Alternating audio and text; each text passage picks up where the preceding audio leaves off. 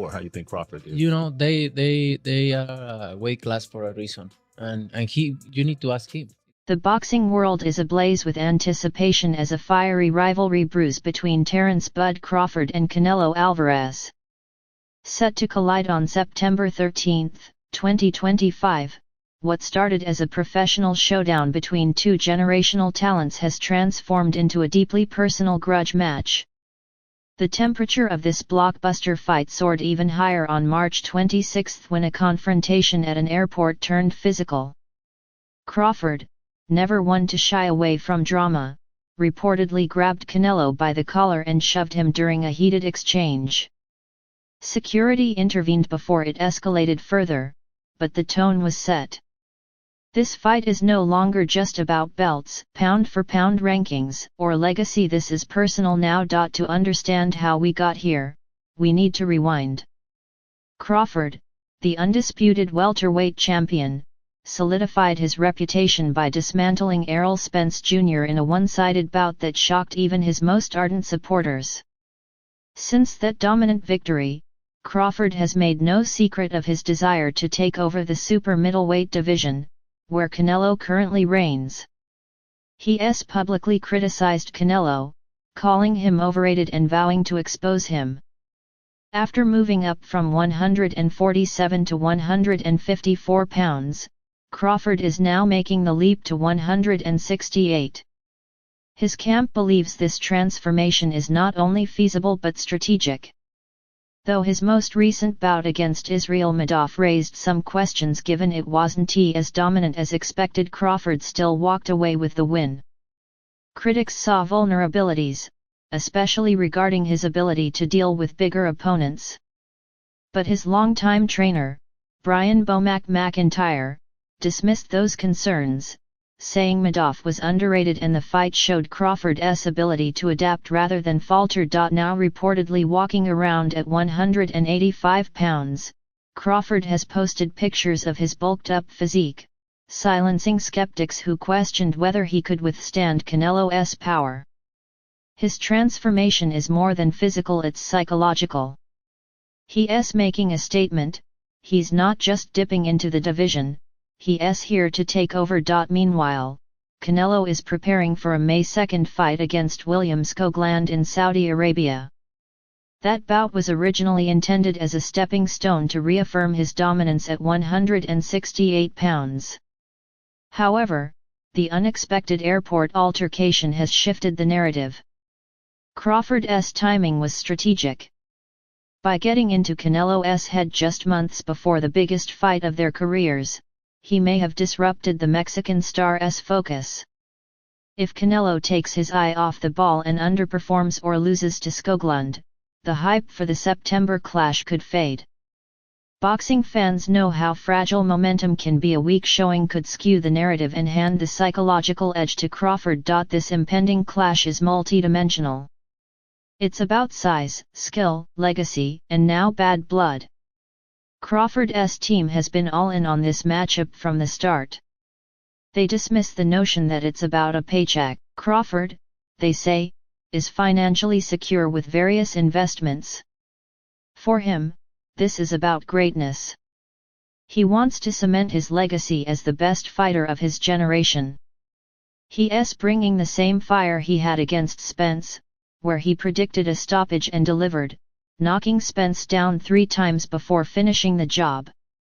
Today's shove wasn't just aggression, it was psychological warfare, a clear message that Crawford intends to dominate every aspect of this rivalry, starting outside the ring. Canelo, on the other hand, has been relatively silent until now.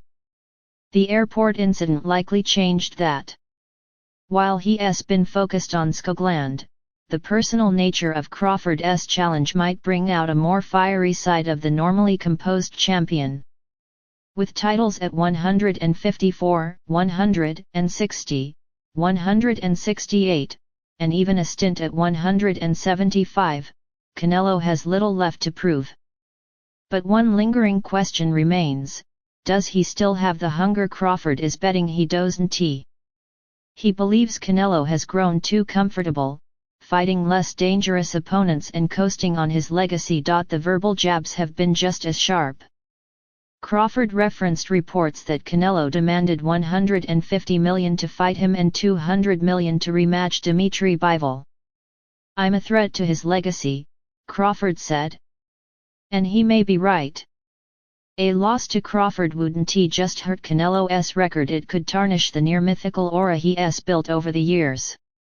For Canelo, beating Crawford would silence any remaining critics and further pad his Hall of Fame resume. Opinions in the boxing world are sharply divided. Sean Porter, who knows Crawford's power firsthand, believes Bud has what it takes to win. Porter has fought the likes of Spence, Yordenis Ugas, Keith Thurman, and Kell Brook, but says Crawford's competitive mentality stands out. Porter envisions a scenario where Canelo wears down after 10 rounds, allowing Crawford to take over late.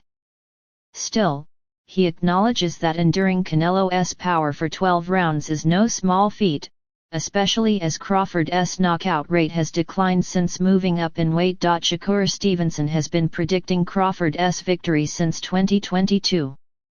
He believes Canelo struggles against slick southpaws and cites John Ryder as a recent example where Canelo looked less than dominant. According to Stevenson, Crawford has hurt heavyweights in sparring, which makes him confident the size difference won't be as impactful as some believe. Former champion and commentator Tim Bradley Jr. is also in Crawford's corner, though he doesn't see a knockout. Bradley predicts Crawford will win with smart movement and superior boxing skills. He critiques Canelo's recent choice of opponents, suggesting that fighters like Jermell Charlo didn't challenge him. Crawford, he says, will be different, relentless, tactical, and fearless. Joe Rogan has also weighed in, dismissing the narrative that Crawford is too small. He's walking around at 185, Rogan said on his podcast. He's thickening up. Rogan is calling it a 50-50 fight and can't wait to see how it plays out. Paulie Malignaggi echoed that sentiment, drawing a historical parallel to Roberto Duran's 1989 win over the much larger Iran Barkley. Like Duran, Crawford has the skill to negate the size disadvantage.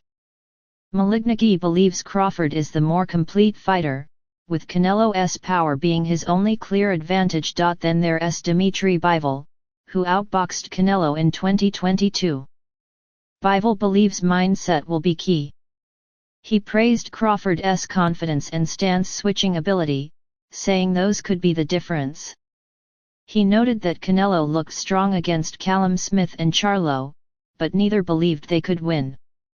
Crawford does, and that makes him dangerous. Veteran trainer and commentator Teddy Atlas provided a balanced take. He pointed out that Crawford has struggled against bigger, more versatile opponents like Madoff, and Canelo's ability to cut off the ring and apply pressure could cause issues. But Atlas also reminded fans of boxing history, where smaller men like Sugar Ray Leonard and Manny Pacquiao defied the odds to beat bigger foes. Crawford, with his timing, instincts, and adaptability, fits that mold, according to Atlas. Still, doubters remain. Some fans and analysts believe the size gap will be Crawford's undoing. They argue that one clean punch from Canelo could end the night, referencing how Jermell Charlo was overwhelmed despite his own skill. And while Crawford is more dynamic than fighters like Kell Brook or Mikey Garcia, who both failed in attempts to move up and defeat larger opponents, this fight poses similar risks. Predicting the outcome is no easy task. Canelo has experience, power, and composure.